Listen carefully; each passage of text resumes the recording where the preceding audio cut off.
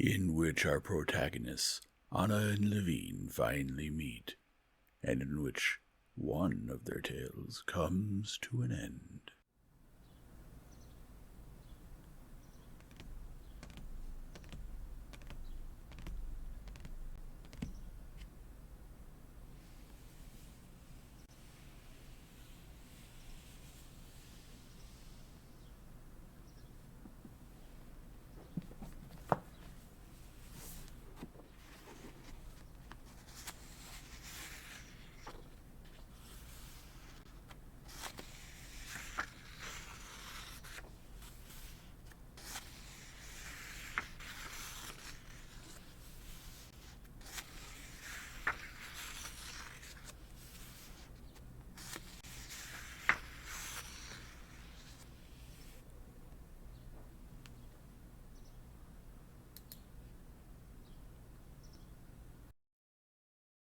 Chapter 13.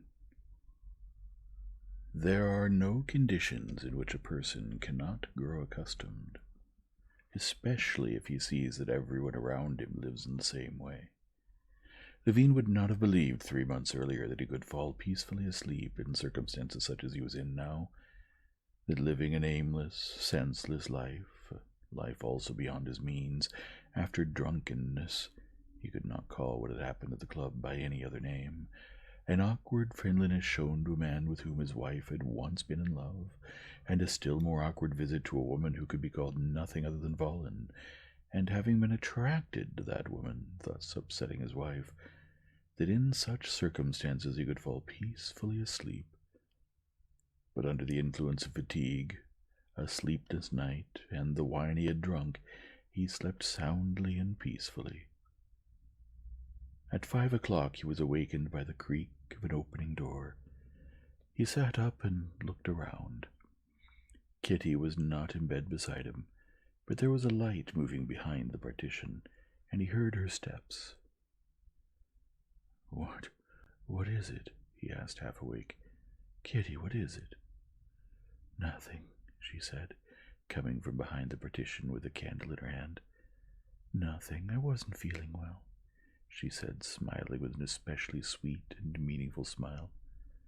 "What? It's starting? Is it starting?" he said fearfully. "We must end." And he hastily began to get dressed. No, she said, smiling and holding him back.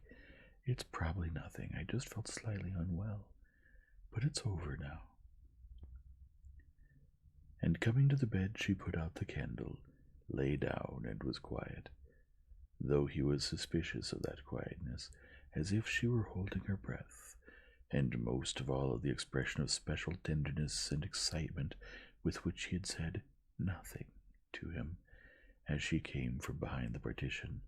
He was so sleepy that he dozed off at once. Only later did he remember the quietness of her breathing and understand what had been going on in her dear, sweet soul while she lay beside him, without stirring, awaiting the greatest event in a woman's life. At 7 o'clock he was awakened by the touch of her hand on his shoulder and a soft whisper. It was as if she were struggling between being sorry to awaken him and the wish to speak to him. "Kostya, don't be frightened. It's nothing. But I think we must send for Lizaveta Petrovna." The candle was burning again. She was sitting on the bed, holding her knitting, which she had busied herself with during the last few days. "Please don't be frightened. It's nothing. I'm not afraid at all," she said, seeing his frightened face, and she pressed his hand to her breast, then to her lips.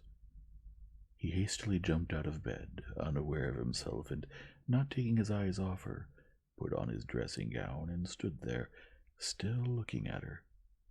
He had to go, but he could not tear himself from her eyes. Not that he did not love her face and know her expression, her gaze, but he had never seen her like that. When he remembered how upset she had been yesterday, how vile and horrible he appeared to himself before her as she was now. Her flushed face, surrounded by soft hair coming from under her nightcap, shone with joy and resolution. However little unnaturalness and conventionality there was in Kitty's character generally, Levine was still struck by what was uncovered to him now, when all the veils were suddenly taken away, and the very core of her soul shone in her eyes.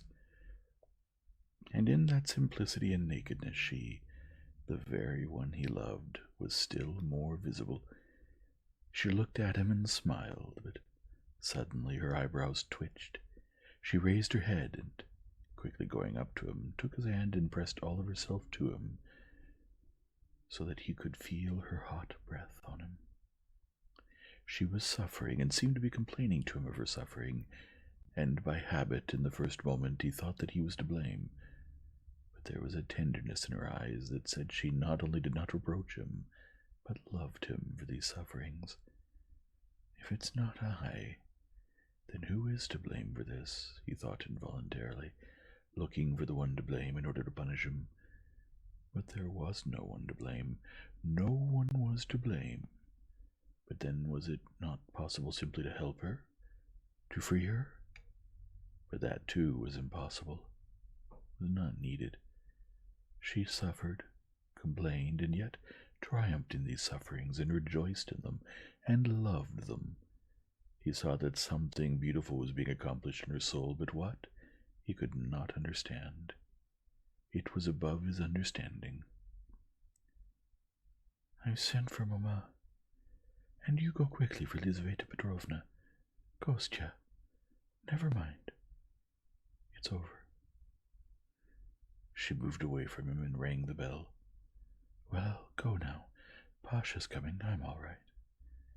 And with surprise, Levine saw her take up her knitting that she had brought during the night and began to knit again. As he was going out of one door, he heard the maid come in the other. He stopped in the doorway and heard Kitty give detailed orders to the maid and help her to start moving the bed.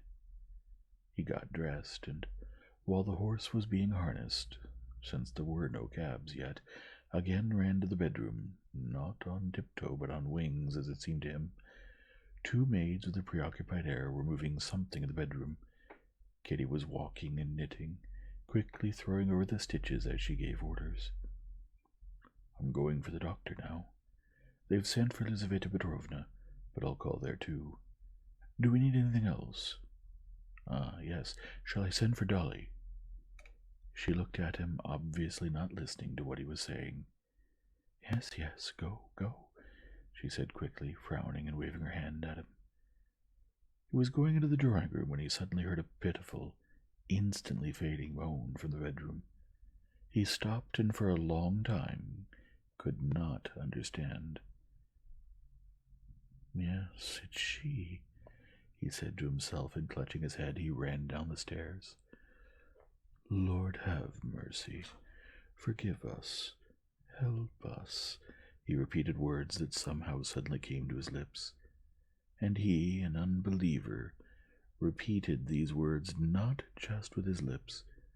Now, in that moment, he knew that neither all his doubts nor the impossibility he knew in himself of believing by means of reason hindered him in the least from addressing God.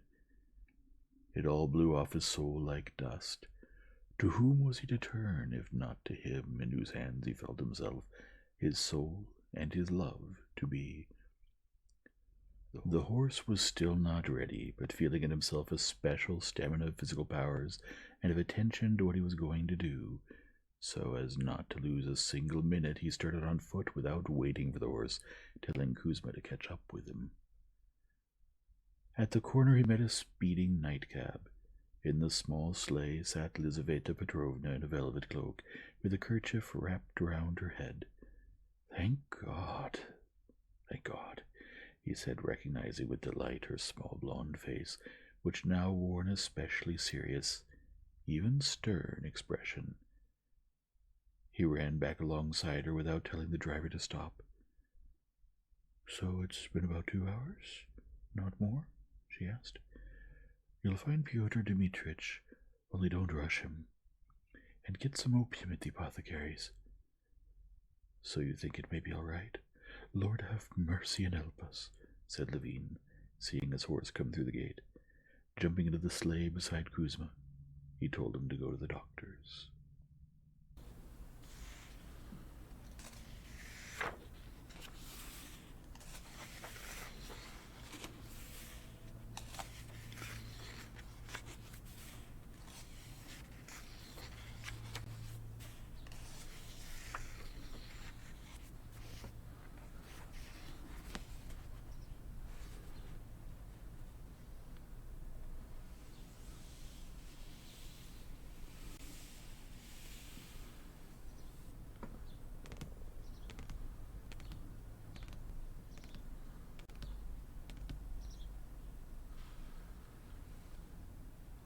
If you enjoy this format, please leave a like and subscribe and return tomorrow for the next chapter.